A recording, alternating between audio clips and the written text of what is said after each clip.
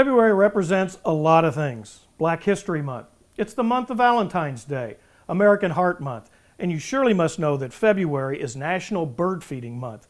Hello everybody, I'm Mark Thomas and you found Uniquely Bristol. This is the show that highlights small town values and the hidden gems of Bristol, Connecticut. It's brought to you by the Bristol Development Authority, the BDA, in conjunction with our partners, Nutmeg TV. And not only has the month changed, so has our show. I want you to welcome my new co-host, Ani Chakatsbanian. Welcome, Ani. Hi, I'm excited to be here. Ani and I work together at the BDA. Ani, you know that most proposals for marriage happen in February. That means somebody's got to plan that wedding. That's right, Mark. Every little girl dreams of their wedding day, but when it comes down to it, it could become very overwhelming. I've met with several wedding specialists to discuss tips and advice they have to help make your day special. One of the most popular wedding venues in the area is the Doubletree Hilton in Bristol. The Doubletree has a team of specialists. The difference between planning a wedding and planning, say, a corporate event or a small social event is that brides and grooms have been planning this day for a very long time. So much goes into it. Family members are involved, friends are involved, there's a lot at stake. Oftentimes brides and grooms want to compare their wedding to other people's weddings. So it really just is really a stressful event, you know, as a whole, but planning it can also be very stressful and a lot goes into it. So it takes sort of certain people to help the planning and help the executing. So that's sort of one of the biggest reasons why a wedding is very different from, say, a corporate event or something smaller. So you have a sales team here that helps with wedding planning. Can you just explain to me how that team is structured? Sure. So initially when brides and grooms come to meet with us and want to know what we have to offer them, they'll meet with a salesperson.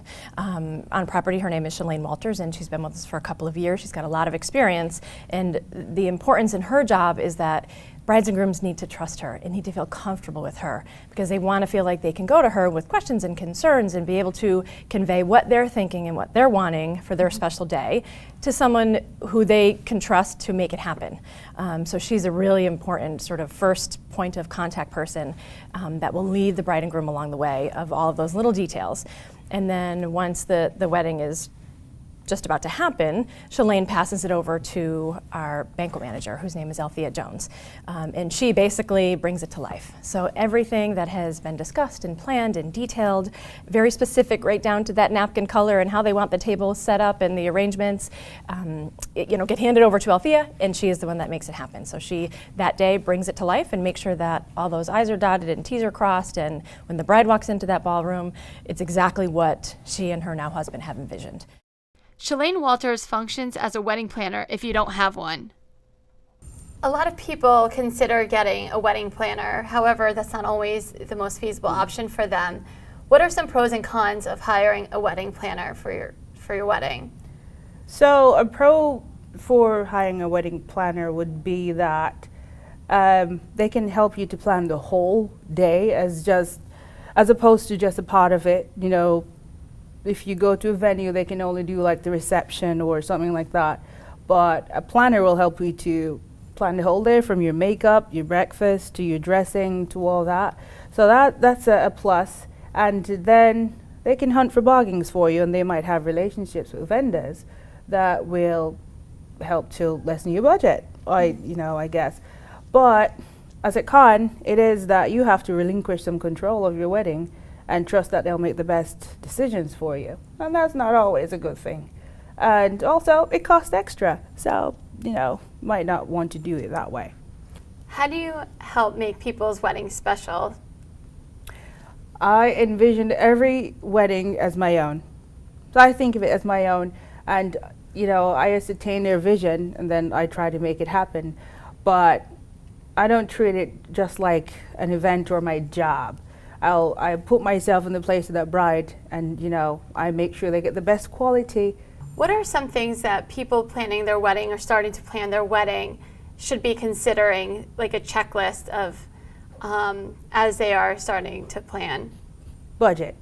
That's the most important thing, because that will, I guess, dictate the way that you go with the venue that you find, the food options that you select, for the decorations that you have. And how closely do you work with not just the bride and groom, but also the vendors? So it depends on the amount of control that the bride and groom want to relinquish to me. If they need my help finding a vendor, I will recommend one that I've worked with before and I'm sure of their services. And I do have to coordinate with them. So, I'd have to coordinate with the bakeries, say, what time are you going to drop the cake off? Do you need special arrangements? Or with the flower shops, do you need to refrigerate the flowers? Or with the DJs or the photo booths, to arrange setups and things like that. So I do have to work with the vendors quite a lot.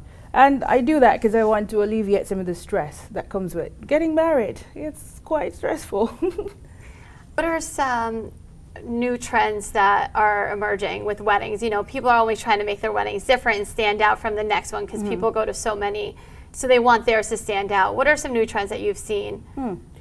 There's a lot of new trends, but ones that stand out is mini cakes. So mini bridal cakes, it allows for easier transportation and also for easier storage in the end, because nobody wants to take home a 30-pound cake at the end of the day. So they have mini cakes, and it also allows for individuality and different displays. So instead of having one white cake, you have a red, a white, a green, or something that matches your wedding scheme. I think those are cool. Weddings are about details. That's where Althea Jones comes in. Basically, I'm the banquet manager here, and I execute everything. I execute the weddings. I make sure that bride is calm for that day.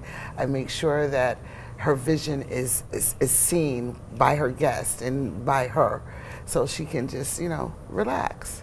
So that goes to the point of, a lot of brides get really nervous that everything's going to go wrong, or, they're just constantly nervous that something's, they want everything to be absolutely perfect. How do you help them calm down and really ensure them that it's going to be okay and that you're going to have everything set? Well, one, I talk to them, and they definitely see my clipboard, and I let them know that it's all about timing, and you have to enjoy this day. You put your thought, you gave me your vision. I let them know they have to trust me. They have to understand that it's like my daughter getting married, and I want the best for my daughter. So you're my family, and that's just it. You got to build that trust between her. What would you say are the most important factors of the day of the wedding? Like, what are the biggest things that really keep a bride and groom happy? To look out and see that their guests are enjoying, making sure that food is good, making sure timing is good, making sure they definitely get enough time to party. Because at the end of the day, between the ceremony, between the father dance, the mother dance, when it's time to just relax, you want to make sure they have enough hours to party, with their guests. What is some advice that you'd give to brides when they're planning the day of and what their vision should be like? Don't overwhelm yourself. Keep it simple. Sometimes simple is better. And I don't mean don't have a lot of things that you want to execute, but every time you go and look in that bridal book, it's going to be something new there. You have to discipline to yourself and say, okay, enough. Let me just how to incorporate everything here, and don't add to at like the last minute. Because when you add to the last minute, that's when things become awry sometimes. In all of your years of wedding planning, what are some of your favorite decor themes? They change all the time. So it's like I keep what I know and I add to it. The trend now is like French service, where they don't want to see all the coffee cups on the table and stuff like that. Or some people prefer having stations, where the guests are more comfortable. It's a more relaxed thing. It's just like I said, it's meeting that vision on how intense you want it. And then you have that formal bride. She wants everything formal. So that's the bread plates, the 4 or 5 glasses, wine service. It's so many different things you can add or you can take away. It depends on her vision. Do you have any other advice for brides looking that are just starting to plan their weddings? Give yourself time. I say a good wedding, I would give myself a year. Flowers are one of the mainstays of every wedding and needs to be one of the first things you plan. A professional florist has access to a lot more flowers. They'll be able to assist you in getting the right designs and the right flowers, and they'll know exactly what will work. And there's different grades of flowers and there's different types of flowers, and it's just easier, and especially on like colder days or hotter days, they'll know how to handle the flowers and how to keep them fresh for the day. So many brides want to order flowers that correlate with the season. Is there such thing as seasonal flowers? There are seasonal flowers. They grow flowers all over, but most of the time they're always available. It's kind of like fruit. Fruit is the best when you have an apple in the fall versus like in the winter. Like these are ranunculus. This is their season. They're gorgeous, but they're also expensive because they're such a small window. Where do you get your flowers from? We source them from all around the world. They grow flowers everywhere. Canada, South America, California, Japan. These ones are actually from Italy. The ranunculus are from Italy. The peonies now are from Chile. So everything has a season, but it depends on where they're grown. How far in advance would you say a couple should meet with a florist when planning their wedding day? If they have their venue and they have a date, then they should get most of their vendors at that point, whether it's a florist or photographer, anything at that point. That way they have their pick of who they want, and they're not competing with all the other brides who are getting married at the same time. Budget is always a concern when it comes to details of planning a wedding. What is one thing that you can say couples could do to make their day easier and help them save money? They can do a lot of rentals. We have a lot of rentals, so they could do, more candlelight, simpler flowers. Like the baby's breath bouquets are a lot simpler than like a regular bouquet. So there's always different ways. So having an open mind and being optimistic and about your flowers is probably your best bet. And what are some current trends you've seen with floral arrangements and decorations during weddings? A lot of the trends now are like the sequence. For like specialty tables like your sweetheart table or your cake table. We're seeing a lot of the geometric shapes being brought in, a lot of candlelight, custom table numbers and even custom signs to say welcome to our wedding. And then like even simpler florals to kind of make your budget go farther. And what percentage of a couple's budget should go toward flowers? They say the average is like 8 to 10, maybe 15%. It really depends on how much you love flowers. Some people, want more, some people want less, but I would say like 10% is probably a good starting point. So these are Italian Cluny ranunculus. They have a short season of maybe like 6 to 8 weeks. Sometimes they go into April. Usually like this time of year is their season, end of like January through like the spring. A lot of times brides will see them on Pinterest and want them in like July and August. They're not available and they don't look as good like normally if they're not in season.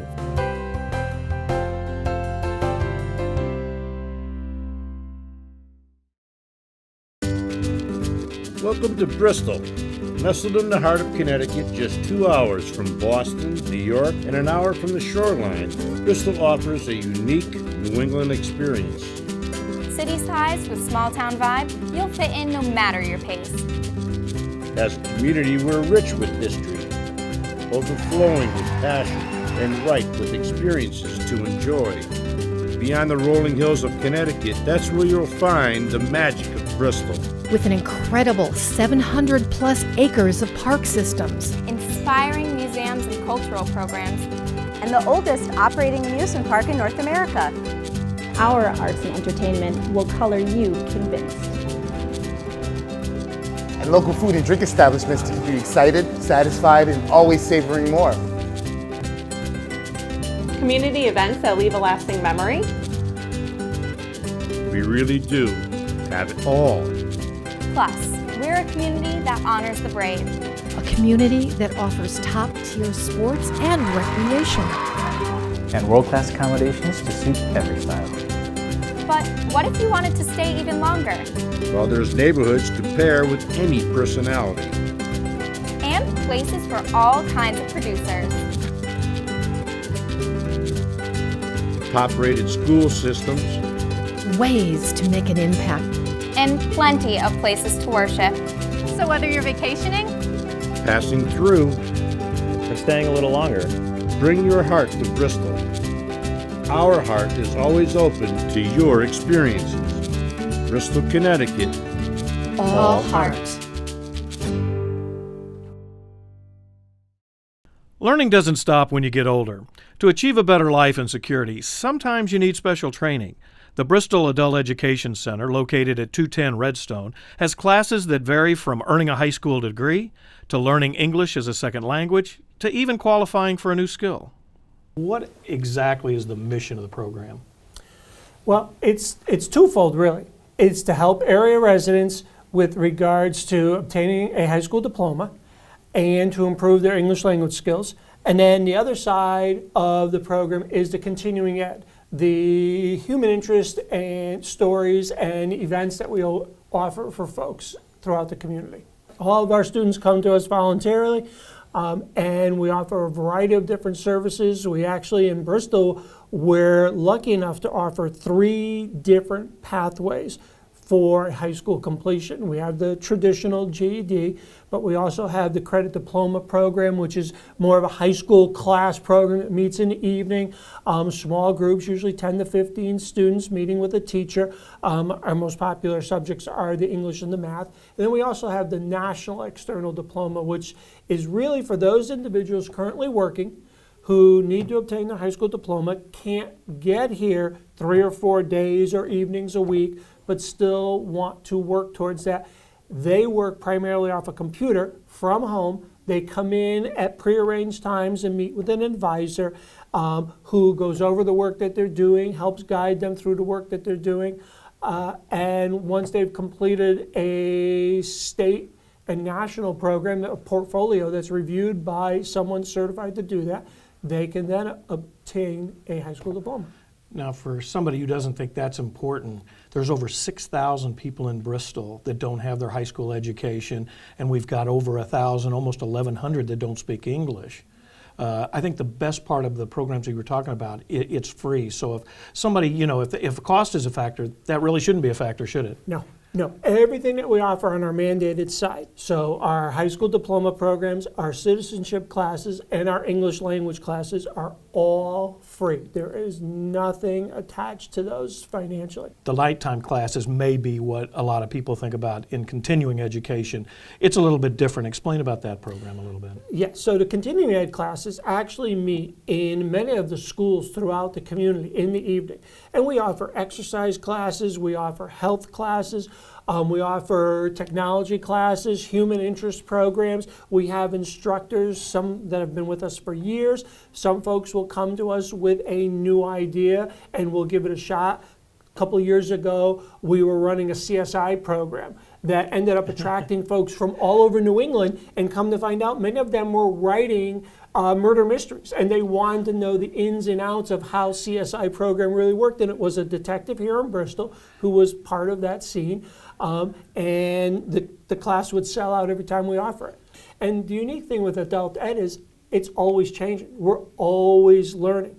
So within the last year, we've introduced what we call Workforce Innovation and Opportunity Act, which is a federal program that we've brought to Bristol to help our students. So it's not just the high school diploma anymore. It's now the high school diploma along with the workforce skills necessary for individuals to go out into the world with that high school diploma and achieve even greater things. I spoke with a group of students earlier today, and we talked about, okay, many of you have jobs now. We're going to help you obtain a career. And that's a huge difference in what we've done in the past. So not only do we have great educators, but we're still learning, we're still students, because what our students need is always changing, so we have to stay on top of that. Tell us about what the BAEC is doing about manufacturing and forwarding that in Bristol. So we were lucky enough 3 years ago, with the support of several community organizations, in particular the Chamber and the Main Street Community Foundation, to acquire grants to provide an introduction to manufacturing training program that allows students, while they're working towards their high school diploma, to also attend manufacturing training programs. And we're also lucky enough that Bristol Adult Ed, in fact, rents space from Raleigh Spring and Stamping. So it was literally right next door, right next door, right on the other side of these walls is actually the factory floor. And yes, it is the cleanest place you could ever imagine. So we teamed up with Raleigh and with our community supporters, along with manufacturers themselves through NESMA. We were able to create a curriculum that takes our students through approximately 120 hours of classroom training and on-the-job training, where they gain the skills to then, once they've completed the program and acquired their high school diploma, they can go on to obtain an entry-level manufacturing position. And yeah, Bristol is all about manufacturing. Yes, we want as many individuals to go on to a 4-year degree, but it's not the right thing for everybody. So this is another opportunity for Bristol area residents that they can take advantage of. And again, that program, because it was funded by our community partners, completely free. What's interesting too is I think you talked about manufacturing, but you actually reached out and you found something very interesting about Bristol, about the banking industry. There was a void there. Correct. Another one of our community partners, Thomas the Savings Bank, was interested in a bank teller training program. And I never realized that at any given time, there are anywhere from 25 to 40 open bank teller positions just in the greater Bristol area. So we collaborated with Thomas & Savings Bank and the Main Street Community Foundation and the Chamber, and we were able to sponsor a bank teller training program for a group of our students, again, completely free, with the help of Thomas & Savings Bank and COCC. We were able to train these folks, get them certified as bank tellers, and get them out and into jobs. Brian Reardon has come full circle. He began as a teacher, then he left teaching to pursue a career in manufacturing, but now he's back directing workforce studies at the Bristol Adult Education Center. The workforce coordinator position here at Bristol Adult Ed is kind of unique because we do have a lot of area businesses that we try to filter our students to. The adult education student not only is trying to get a GED or a high school equivalency, they're also looking to better their lives. And who better to do that than somebody that has the inside track and can offer the students the opportunity to, number one, assess where they are in their life today, and also gear their education towards a career plan as opposed to just a piece of paper. So that's a big part of what we do here, which is quite unique.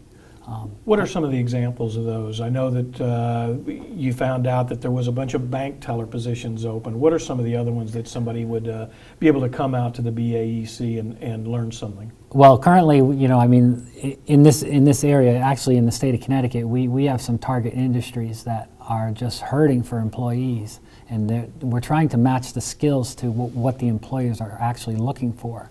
So the hot markets are construction, retail, manufacturing, and medical. And a lot of our students are interested in those fields, but they have no understanding as to what it entails. So we kind of bridge the gap between, you know, the basic academic education and what a career kind of looks like in these different areas. And we do a variety of different activities through the course of the school year. And we try to get them thinking and planning ahead and paving a way for them to move into some of these good-paying Connecticut jobs. Well, we're at the 1st of 2018. If people want to know more, how can they register? There's a lot of different ways to register and get in the program, isn't it? The easiest way is to call us. But if they want to know more about the programs that we offer, we have a very vibrant website that they can go to. If you go to the Board of Ed's website, there is a link right there to our Adult Ed website that talks about our programs, talked about some of the programs that we offer off-site as well. They can register by coming in, and we still do paper registration, so we need folks to come in and paper register. We also assess them because, again, different folks are coming in with different skills. This is not like traditional high school where you're going to come in and spend 4 years with us. We will give them an assessment when they come in that will tell us their strengths and weaknesses, and we will gear their education specifically toward those strengths and weaknesses. So we're not going to reteach them things that they already know. We're going to teach them things that they need to know in order to progress and move on. So I always tell our students, you know, we want you in and out as quickly as possible. We don't want to hold you here any longer than necessary because we know that you're busy adults that have important things to get on to with your life. That's it for this month's Uniquely Bristol. We hope you enjoyed the show. You made it. You did a great job. Did you have a little fun at least? I did. I can't wait for next month's episode. We do this for you. If you have any ideas, you can send them to marketing@bristolct.gov. And if you want to know more about Bristol, Our website is www.bristolallheart.com. We're also on social media, Facebook, Twitter, LinkedIn, and Instagram. Until next month, so long.